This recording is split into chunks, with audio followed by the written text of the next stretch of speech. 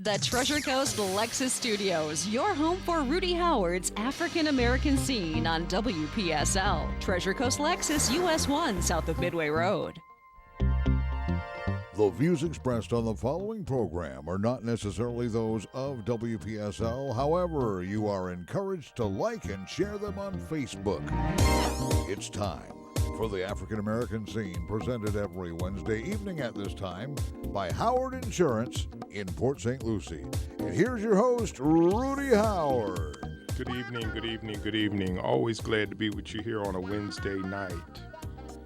Oh boy, I'll tell you, it's a sad day to remember 50 years ago, one of the greatest leaders that ever lived, Dr. Martin Luther King, was assassinated.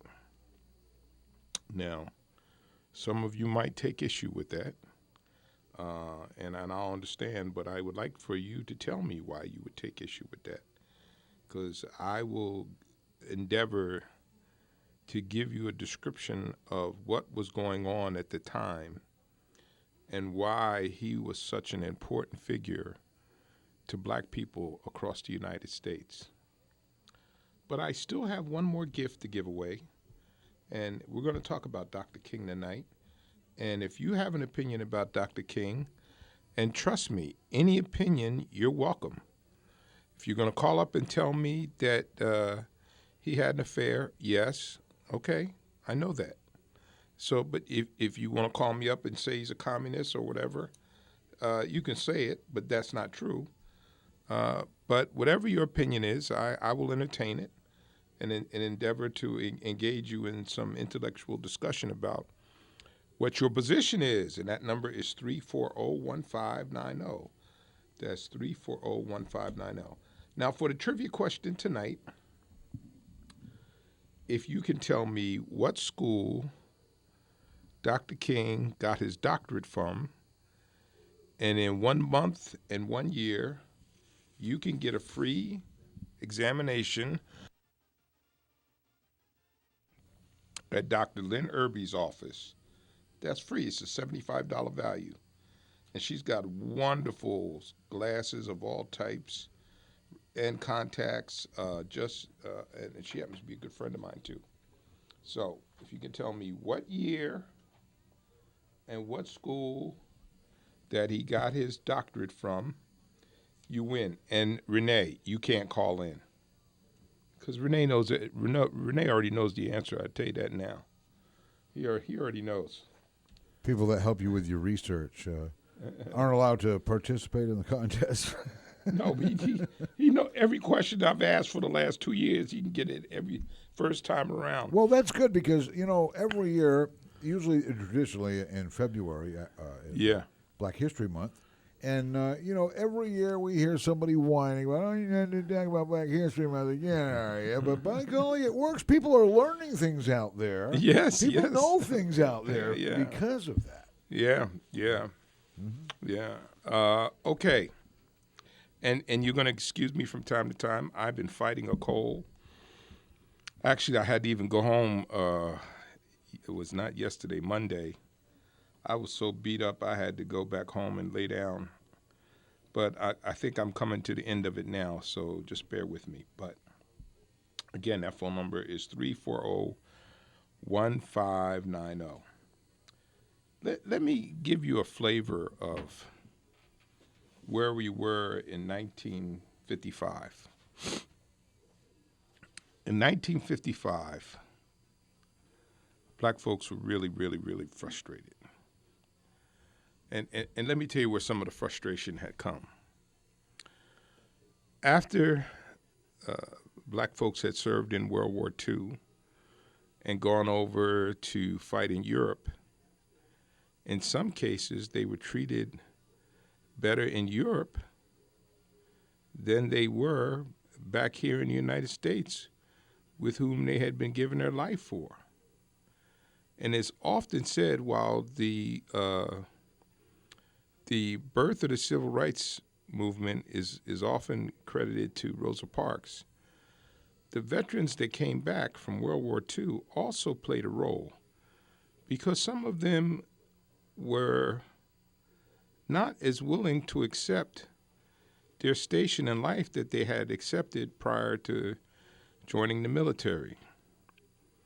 And my friend Jay, who hasn't called in a while, often tells the story about how his father escorting a German prisoner to the restaurant where the German prisoner was able to eat in the restaurant and his father was not. I think that's very telling right there. But so we were very, very frustrated. There had been lynching that had gone unabated. We couldn't go to movies, couldn't go into restaurants unless they were all black owned. So we had reached the point of saturation, and we had reached the point where we just weren't going to take it anymore. And then the Montgomery boycott, the Montgomery bus boycott, which was a really courageous event. The black people in Memphis, I'm sorry, the black people in Montgomery, Alabama, walked for almost 2 years. They would not ride public transportation. Boy, somehow I just can't imagine that happening today. For almost 2 years, and it broke the back of the bus system, and they caved in. All because, sometimes people just do dumb things that lead to just bad outcomes. A guy got on the bus and told Rosa Parks to get up so he could sit there. And she refused. And the fire was lit. When you think about it, how many guys would have done that? But he felt as though he had a right to that seat and she did not. And you have to understand the mindset there. What's important is to understand the mindset. The mindset is, I'm entitled to sit down, and if she has to stand up, it don't matter. Even though she's a lady, I'm beyond that because I'm white, and if I want to sit down, she's got to stand up. That's just kind of the way he was looking at that. And she just said, no, I'm not getting up. And I'm sure that created quite a clamor. When they make a movie of Rosa Parks, I hope LaWanda Page plays the part. Yeah, that would be funny, yeah. That's Ann Esther from Sanford and Son. Yes. Very outspoken comedian that you probably will never hear on the radio. Ever. Yeah, probably not, yeah. So now, think about it. We had gone through a period where lynching was gone unabated. There was segregation in the armed services, which only recently, I think in 1955, was actually when they actually desegregated the services. Then in 1954, you had Brown versus the Board of Education, and then you had in 1960, I believe it was, you had James Evers, who integrated the University of Alabama with Marshall's.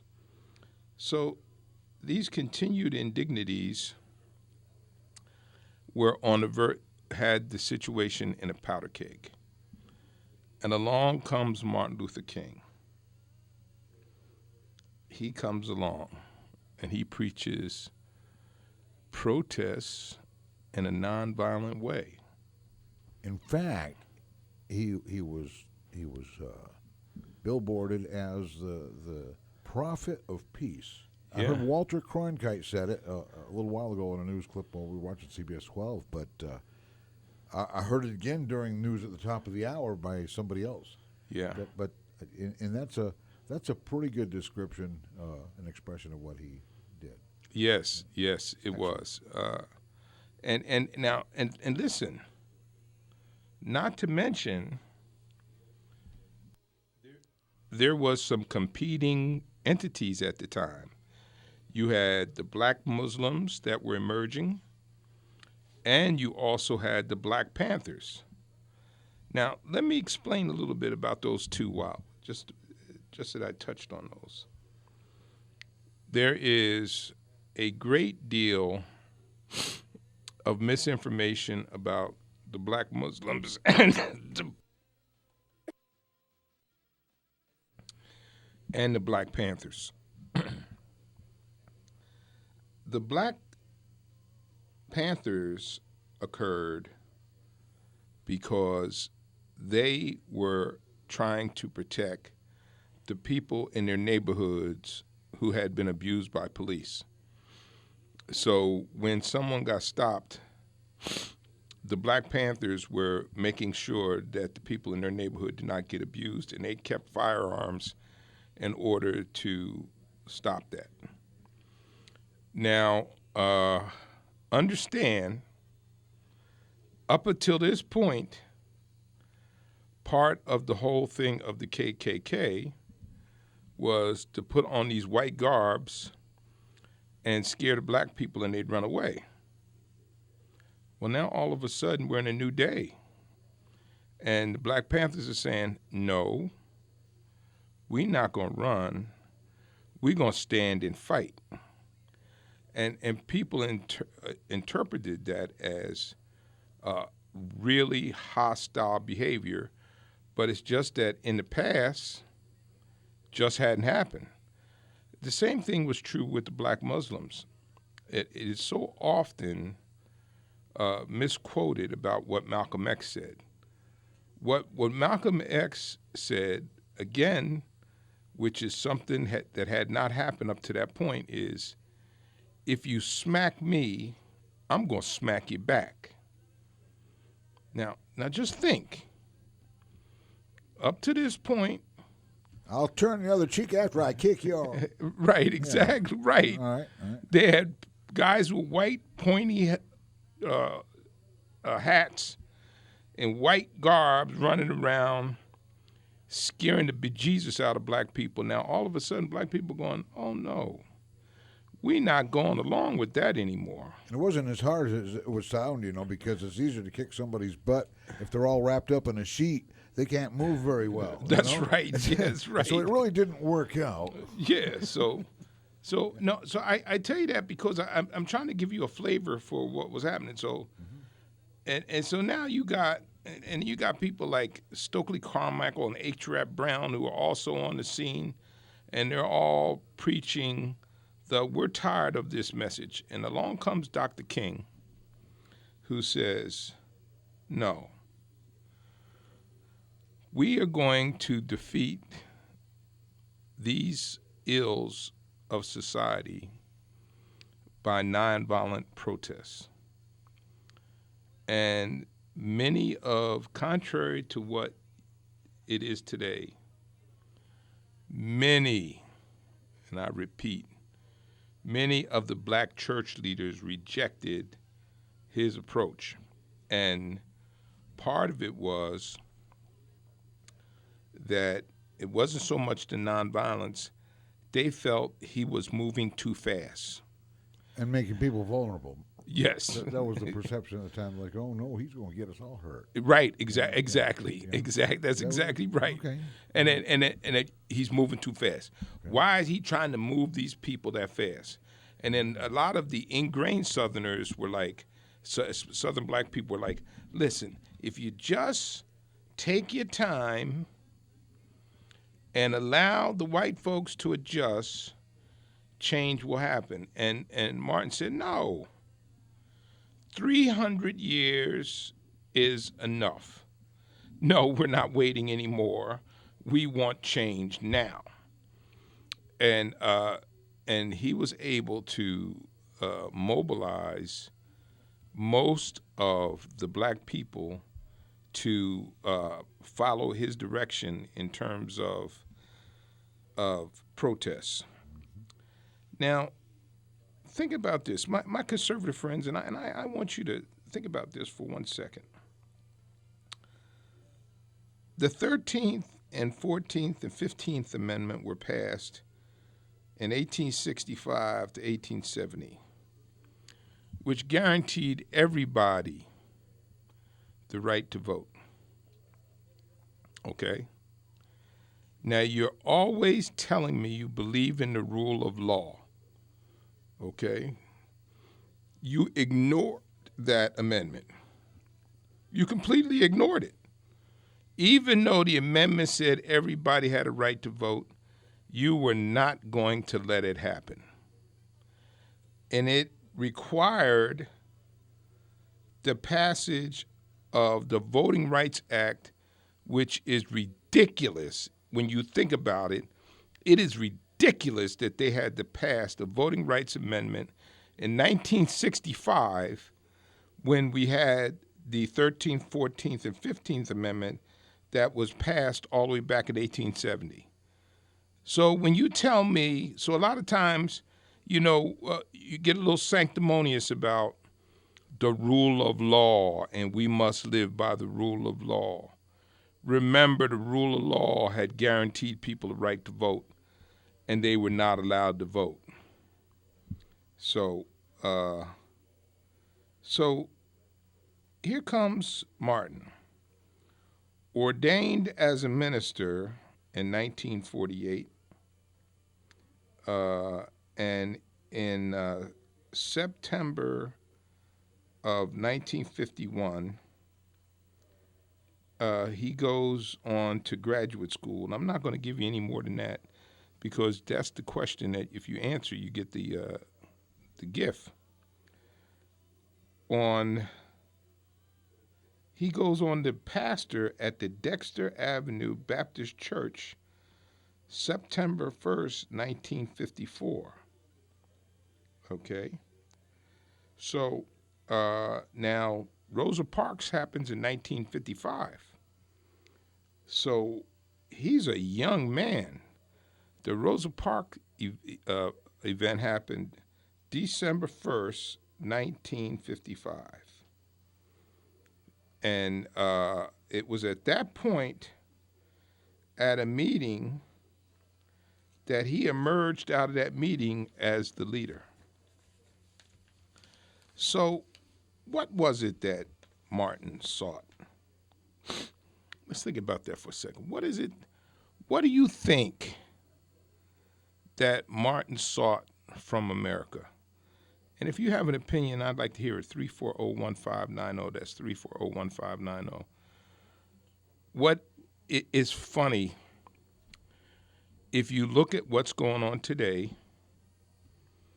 and what was going on in 1955, there's a lot of similarities. I'm not going to say that there's been no progress, but there's a lot of similarities between what was happening in 1955 and what's happening today. In 1955, let me tell you what was going on. White folks were fighting to protect their way of life that they felt was being disrupted by Northerners and black folks. This is how we live. This is the way it's always been. Don't come down here from the North and disturb our way of life. Our black people are happy the way things are, okay? Now, what we're having today is almost the same thing. Please don't destroy my way of life. I like the way things work right now. Why do you have to protest and disrupt and overturn things that I have become very comfortable with? Why? Why do you have to do that? Can you see the parallel? Now, in between there has been some changes. Pretty much we can now go to any college or university that we want that we're qualified to get entered into. That was a huge change. We can go sit down in most restaurants I can't say all restaurants because my wife and I have experienced places where we walked into to eat and they wouldn't serve us, believe it or not. Wow. And in the 21st century. Yes, I did. Yeah, right in Long Island. Wow. Yeah, and I know it wasn't anything around here. no, it wasn't around here. It was in Long Island, which when you think of New York, you think about a liberal bastion, and here's the irony about that.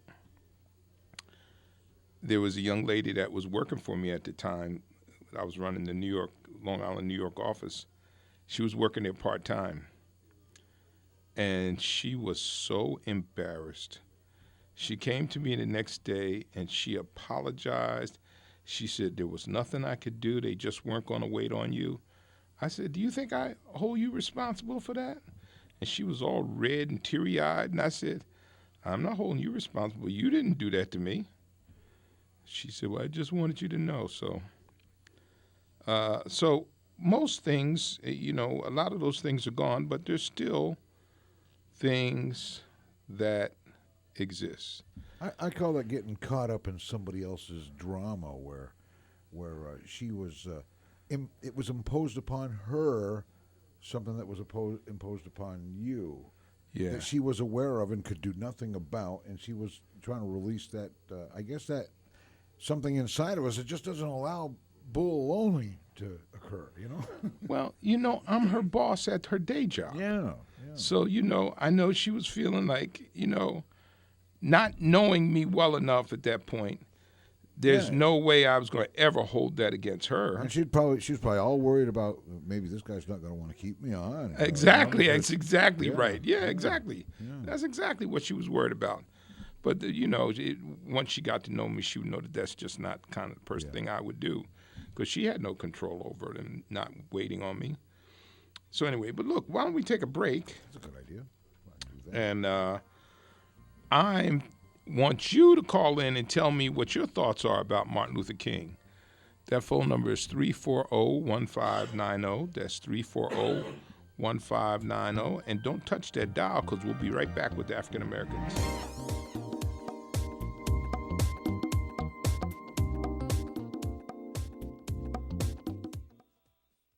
Serving the entire Treasure Coast, Howard Insurance & Associates in Port St. Lucie offers a wide variety of insurance products, along with the very best customer service. Whether you're shopping for the best homeowners coverage at the most affordable value, contact Rudy Howard's team at Howard Insurance & Associates. If you need coverage for your vehicle, call Howard Insurance & Associates, 343-9878. That's 343-9878. Maybe you're planning to add a boat, motorcycle, or RV. Call Howard Insurance & Associates for your free quote at 343-9878 and get the coverage you need at a cost that will fit your budget. For home or business, auto or recreational vehicle, choose Howard Insurance & Associates, 600 Southwest Darwin Boulevard, Suite 206, Port St. Lucie. And for your free rate quote, call them at 343-9878, 343-9878.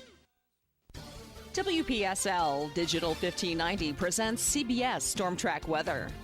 I'm CBS 12 meteorologist Kate Wenzel. We'll see a 20% chance of a few showers through this evening. Partly cloudy skies with low temps dropping down into the mid-60s by Thursday morning. On the day Thursday, a 20% chance of showers, high temps near 80 degrees, becoming breezy, winds out of the northeast at 10 to 15, with gusts as high as 20. And for your Thursday evening, we'll see a 20% chance of showers, with overnight lows dropping down to near 64 degrees. On Friday, mostly sunny skies with a high of 82. From the Storm Track Weather Center at CBS 12 News, I'm meteorologist Kate Wenzel for WPSL Digital 1590, the talk of the Treasure Coast. Weather this hour is brought to you by Seacoast Air Conditioning, your hometown air conditioning company since 1982. For repairs or a whole new system, call 772-466-2400. Comfort crisis? Don't roast. Call Seacoast. We now return to the African American scene. Once again, here's your host, Rudy Howard. I have to tell you, all these years later, I can still get goosebumps when I hear him give a speech. and he can still put tears in my eyes from the power of his words. So he was really he was quite an orator, which was his special gift. So so now, what was his mission? He wanted social justice, love thy neighbor, and he wanted equal rights for all people. And we got Ken on line one. Yes, sir. Hi, Rudy. How you doing? Okay. I think Martin Luther King was the greatest American this country's ever had. And I think it's a tremendous loss for the African-American community. I agree. They haven't had a leader like him since, and it's really been too bad. Yes, I agree. That's all I wanted to say. Thank you. Thank you very much. Wow. And we got Jay. Jay, my friend, how are you? I'm doing great, Rudy. And how are you and your co-host doing? Good, good. Good. You know, when you brought up about Long Island, the first thing that popped in my mind is I remember back in the 80s, there was this guy. He was a first grade detective, a black detective. Worked for the NYPD, and he was going out somewhere in Suffolk County, which is near the end of Long Island. I was in Suffolk County. Yeah, he was going out there to. I think it was one of his co-workers was having a retirement party, and he was. The guy was one of the best. He was like a legend in the NYPD back in those days. He was very well known in New York. But the thing was that these guys out there, anybody in an expensive car or looking, the black riding through Suffolk County, they stopped him. And, he asked him what was the problem. And they said, just don't worry about it. Let me see your driver's license, whatever. And he didn't tell him who he was. He said, I just want to see your supervisor. That he kept telling them that. And sooner or later, Sergeant came up, and then he took out his gold badge. And he said, you guys are this disgrace to any law enforcement outfit in this country. You're a disgrace. He said, but you know what? This is not the end of this. So the sergeant said, wait a minute, though. He wasn't doing his job. He said, I could have been just a regular civilian, and, would have been harassed and arrested or might have lost his life. But, the thing is he said, this is not the end. But what happened, when he went back to New York, he got in touch with his commissioner at that time, and the commissioner got in touch with the one that ran the police department out there in Suffolk County, and this detective wanted that guy's job. He said, I don't want no apology. I want his job. He doesn't deserve to be. But what they did, there was one guy was with one of the cops that was there in Suffolk County, along with the one that was raised, was disrespecting him. He was a rookie, and he hadn't finished his probation, so they took him off the job. Took him away. Took his job away. And the other one got like a suspension of 2 weeks without pay. But they let him stay, they stay, but he wanted him to get fired. He said he doesn't deserve to wear any kind of badge or work for anybody's police department. Yeah. And it was I've just, it just made me feel good because what's going on today is just appalling. How, black men, black, people, women also, are being attacked by police unarmed, and, their lives being taken away for nothing just because of their race. And I was looking it up and I was reading explicit bias. Just go on and just look that word up. Explicit bias is rampant throughout a lot of police departments throughout the country. And training is not going to help. It's built into, you can't change a person. This is what they are, and this is the way they think. And when they get on that job, they have only one mission, and that's just to, besides trying to protect and serve, is to disrespect anybody that's of color. Well, let me just say this. I'm going to say that I kind of disagree with you slightly, but I may be being naive. I'm not to say that you're wrong. Mm-hmm. I'm just saying that I may be a little naive. I want to say that it is an implicit bias. Like if you take a kid who graduates from high school and you put him in police force in East Stewart, and he's lived in Palm City all his life, he's going to be like a duck out of water. Everything's going to scare the hell out of him. If you take a kid that graduated from high school in North Jersey in Morristown or one of those lily white little suburban communities, And I'm not criticizing the community, but those are some of those communities in northern Jersey, as you know, are all white. Right, I know exactly what you're talking about. Yeah, and you put a kid in the Bronx from there, he's going to be scared to death because he doesn't know anything about those people that live there. So I think a lot of it comes from that, and you know, still, I cited a statistic about a year and a half ago. 75% of all white people have never had a close relationship with a person of color. 75%. Amazing. Isn't that amazing? It is, yeah. So that's where I think it kind of comes from. Like you heard the guy that was on before you, Ken. He was full of emotion talking about how great Martin Luther King was. That guy gets it, you know. But I just want to think that most of it is implicit bias. It could be explicit bias, as you said, but I just want to live in my 60s Pollyanna world and say, yes, I think most of it is implicit bias. I didn't meet him, but I saw Martin Luther King in person when I was in Washington after I got discharged from the Air Force. I got a job working with the government, with the Navy Department for a while, and they had the Poor People's Campaign going on there. Oh yeah. And so I went down, in the mall there where they were. They had a tent set up and everything, and go down there because I wasn't working too far from there, and I'd walk around and talk to some of the people. And he was there. He was gathering. And I was wondering what was going on, and then I saw him, and he was there, and he was making a speech, and everybody was gathering around, and that was a scene that I never forgot. And man, was this he was amazing, and he knew that his time was up when he made that last speech there. And he knew it. Yeah, matter of fact, you know what? That's a good entree. I got that speech that I'm going to play. So thank you, Jay. Thank you. And now that Jay's brought that up, Yep. Listen to Martin Luther King's last speech. Now, this is his last speech, and Jay indicated that perhaps he knew what was coming. He, at this point, let me give you the background to this. Okay. He was in Memphis, Tennessee. He was supporting the garbage workers union, and the black people on the garbage workers union have been receiving lower wages. So he was there to help protest them to get proper wages for the work they were done. And this speech was given at a church in Memphis, Tennessee. So, and just imagine that he says this within hours of when he's going to die. Wow. So listen to this. Just say it on paper.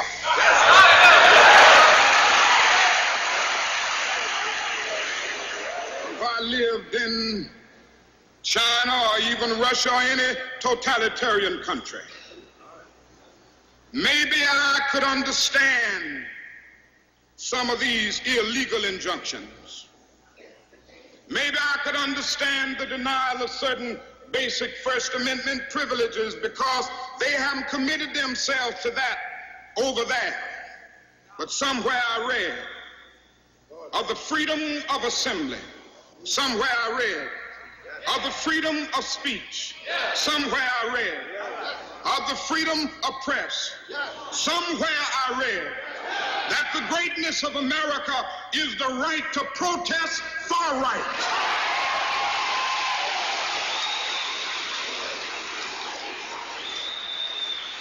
And so just as I say we aren't going to let any dogs or water hoses turn us around, we aren't going to let any injunction turn us around.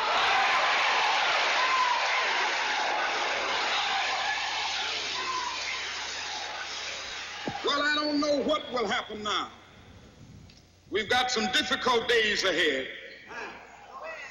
But it really doesn't matter with me now because I've been to the mountaintop. I don't mind.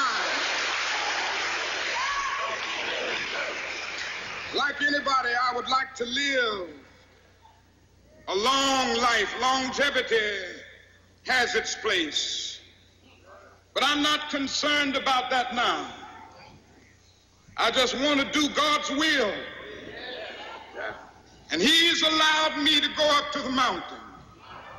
And I've looked over and I've seen the promised land. I may not get there with you, but I want you to know tonight that we as a people will get to the promised land.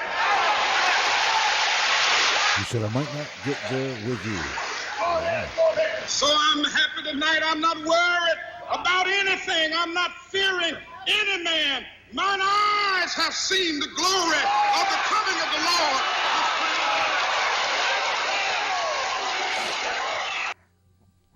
Man, that is powerful. Is that powerful? I might not make it there with you.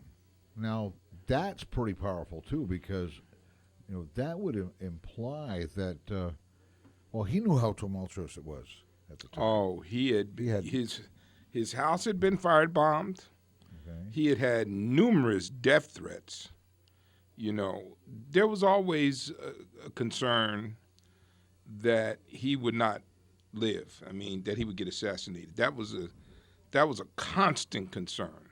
Yeah. But to give that speech, and then less than 24 hours later, he's assassinated. Yeah.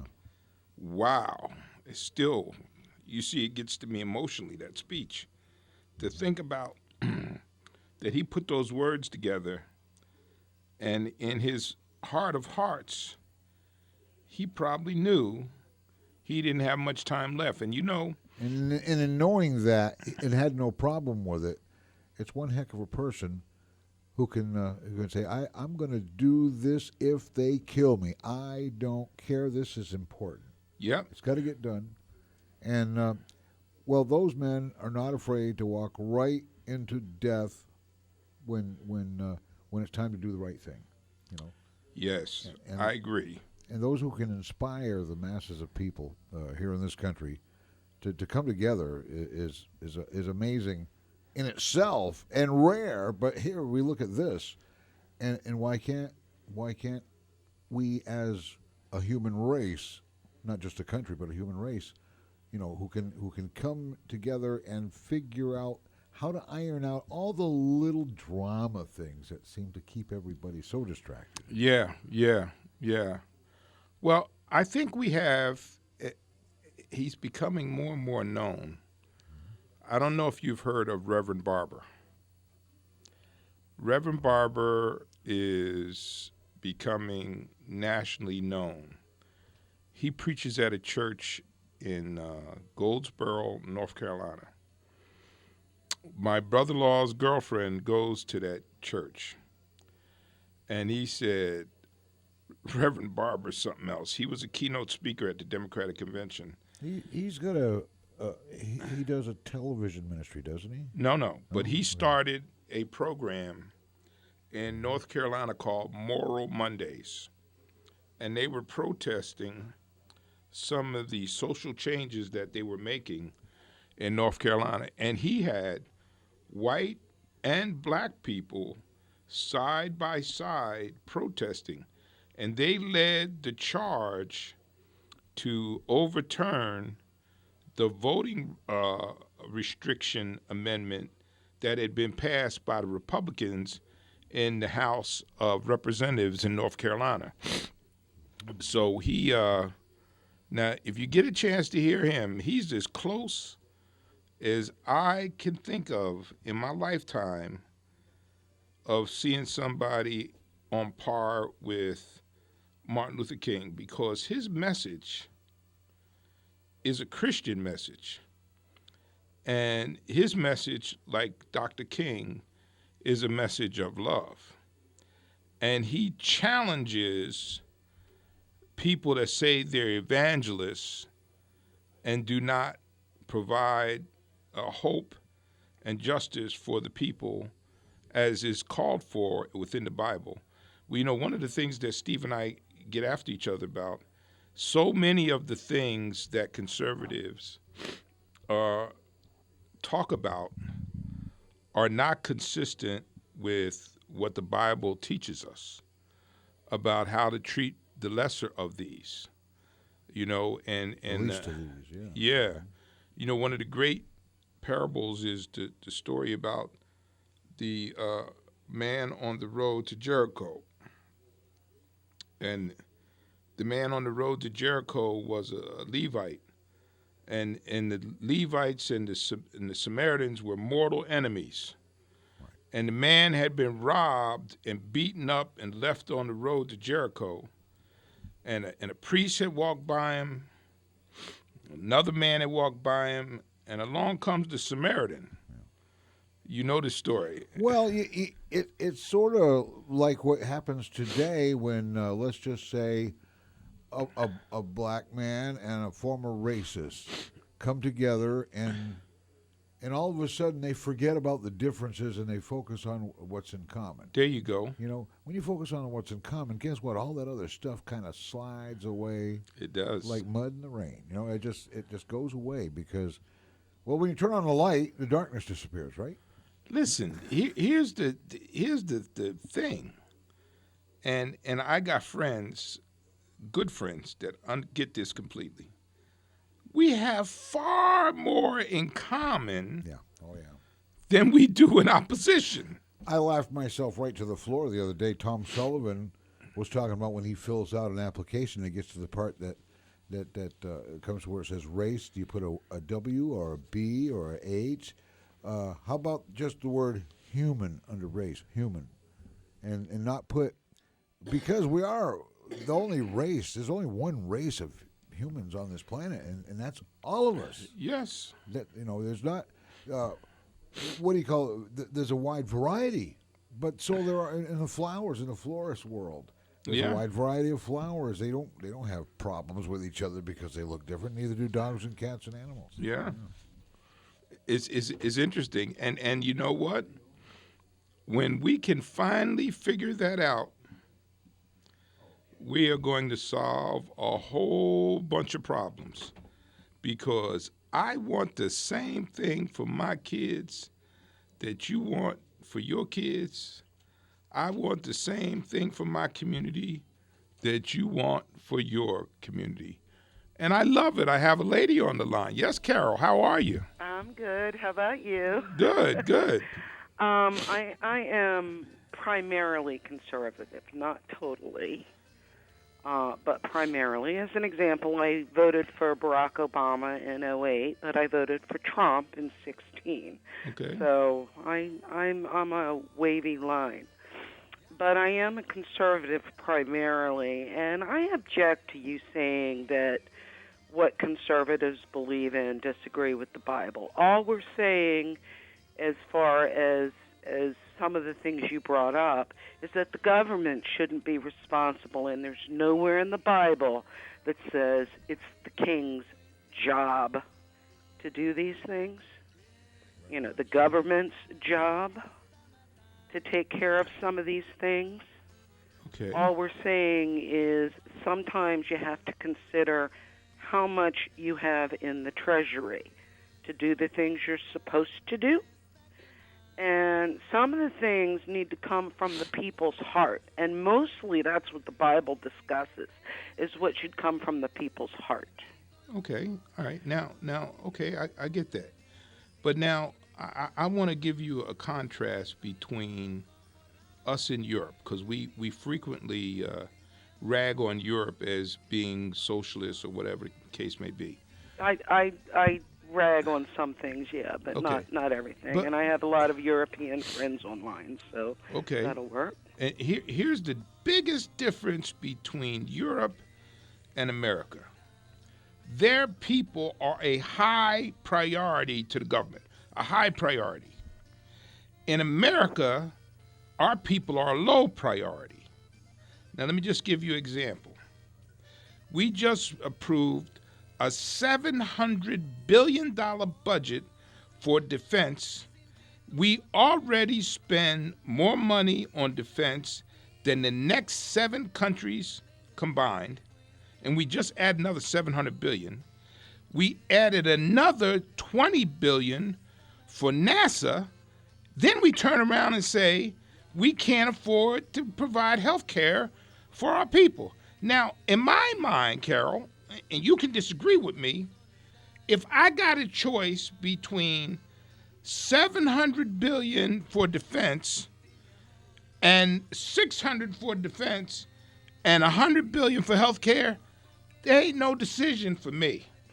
Okay, I'm going to agree with you on the health care thing only for this. I do believe in socialized health care, but Obamacare wasn't that.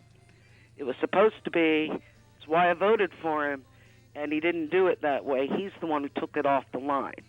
So, that aside, however, our country is responsible for making the police security of a lot of the world. There are a lot of countries that depend on us for our military might, because without somebody having military might that has some sort of a conscience, I'm not saying we're the best and the greatest as far as a conscience is concerned, but we're better than, say, North Korea's saber rattling, right? North Korea talking about launching a nuke because they can, okay, when they can, all right? We don't say that. Yeah, we did it one time, but we did it to save lives, not to cost lives. And we learned and we went, ooh, that's not good. But when you have people around the world who are a little more loony than we often are, I'm not going to say we're not loony. We get there, and I don't like our politicians, but we get there. But when you have people around the world saying, I'm going to do this, and you've got other countries depending on us to try to keep them at bay, we do need to spend more on our military. Okay, now watch this. It would be nice if we could charge them. Okay, watch which this, is though. one of Trump's ideas. Yeah. Oh, I think he's made them pay more, and I think that was always Obama's approach, was to try to get them to pay more, which is why. But he didn't do it. Well, he did it in a He didn't non. have an any easier time than to Trump pay does. more. He didn't do it. He thought about it, but he didn't do it. He made them participate more than they had participated in the past. That was his way. But I just want to say this. Here's the thing. You're right to some extent that we have to provide some support. But watch this. The Chinese and the Russians have already conceded to the fact that they will never be the military juggernaut that the American is. Just they know that. Sorry. Oh, okay. Well, let me finish. Let me finish. Then you can make your point. They've already conceded that. We have more aircraft carriers, more planes, more sophisticated weapons. So guess what they've done? They've gone a different route. They've gone cyber warfare. We're out here building more tanks and rockets, and they're out there we're figuring out how to get to us through the internet to disturb our elections. Putin also has some equipment that we are not able to defend because we didn't spend enough, and a lot of our military. What equipment does he have? What equipment does he have that we can't defend? They go old, and we didn't invest to make sure it was good, and we have more fighters down than operating because we've already stolen all the parts we can off them to repair those that are still flying. You are buying all that stuff. I'm not buying the stuff. I worked in the industry. I worked at Pratt & Whitney. Okay. I know why I lost my job, because they canceled all those contracts, or canceled quite a few. And I knew at one time how many of the newest equipment they weren't buying anymore. Okay. Okay, so no, I'm not buying it. I saw it. It's experience, okay? So some of what you hear about things like that is true. I know how many spare parts orders they canceled. Okay. Well, I can't. And they canceled it because of funding. Okay, now, we're saying health care and things like that. An idea I have is for some of these I don't know, the Warren Buffetts, the George Clooney's, the whomevers, people with a lot more money griping about how much they're not paying, there is nothing, absolutely nothing, that prevents them from building a few hospitals in some of their areas and providing the health care out of the money they have. There is absolutely nothing that prevents Michael Moore from creating some more movies and donating all the proceeds to a better school for some people. There's absolutely nothing that prevents them from doing that. Nothing. Okay. Have you heard of have you heard of the patriotic millionaires? Charging the government. Well, have you heard of the patriotic millionaires? The what? The patriotic millionaires. Not specifically. No. Okay. Well, you need to look them up. These are people of great wealth who have determined that they do not pay adequate taxes to the government. Like the Warren Buffetts. Okay. Okay, but no, this is an actual group. Well, I'm just saying, it would be similar to what he says. Yeah. You know, I'm not paying as much as my secretary. Right. Okay. So what are you doing about it? Okay, so here's what I say. You know what? I think that there is a need for some fiscal responsibility. Oh, I agree with that. I'm not going to. I know you do, but I don't want you to think that I'm some squishy liberal that doesn't believe in some fiscal responsibility. But what I think the priorities are out of whack. That's my deal. Okay, here's the priorities are out of whack. whack. We've got 2 minutes left in the show. Okay. The priorities the conservatives have are those things that the individual can't do. Okay, such as? Okay, the individual cannot build a warship, for example, to protect from North Korea. But the individual can build a hospital. You see what I'm saying? The individual can build a school. The individual can start a food or an apartment building for people who can't otherwise afford. Okay? Conservatives generally believe that the government is responsible for the things that the individual can't do. And nothing precludes the individuals from getting together and providing those things that the government doesn't have enough money to do. I'm going to have to let you go, but you know what? I hope you'll call back next week. Sure. And because I would love to engage you. You're an intelligent person. I'd love to have conversations with intelligent people. You're not yelling and you're not upset, and I find this very productive. So stay tuned for African American Scene next week, and I'd like to continue to have some dialogue with you about what you believe as a conservative, and then I will tell you what I believe as a progressive. Sounds great. Okay. Folks, I'd like to thank you for tuning in to the African American Scene. God bless, be safe, and I will see you next Wednesday right here for the African American Scene. I really like it, Rudy. Every once in a while, it seems like you're actually getting through to people.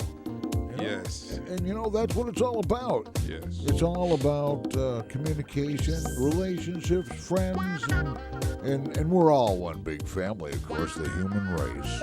The African American Scene with Rudy Howard is presented each week by Howard Insurance of Port St. Lucie and hosted by Rudy Howard every Wednesday night in the 6 o'clock hour.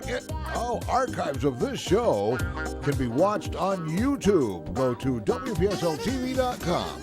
This is WPSL Port St. Lucie, serving the Treasure Coast 25 years and counting. The time right now is 7 o'clock.